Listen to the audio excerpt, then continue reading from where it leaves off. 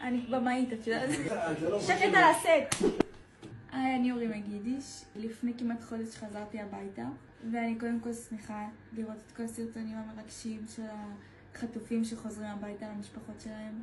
ואני מקווה ומאחלת לכל המשפחות שעדיין מחכים לחטופים להתאחד וגם לחוות את אותם רגעים כמו שאני חוויתי, ואני מקווה שכולם יחזרו והם יחזרו בעזרת השם. אני בסדר ואני בבית עם המשפחה ואני נהנית ואני שמחה שקיבלתי את החיים שלי בחזרה.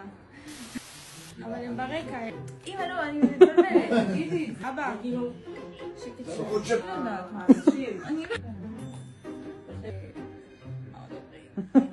קטי. זאתי המוזיקה ברקע.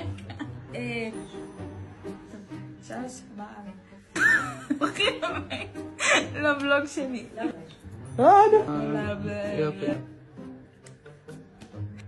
אבל...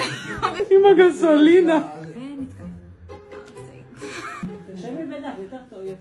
מה? אני עושה לי ככה במקום לב. לפני כמעט חודש חזרתי הביתה. אמא, נו, אני יודעת שאני חזרתי מהשבי.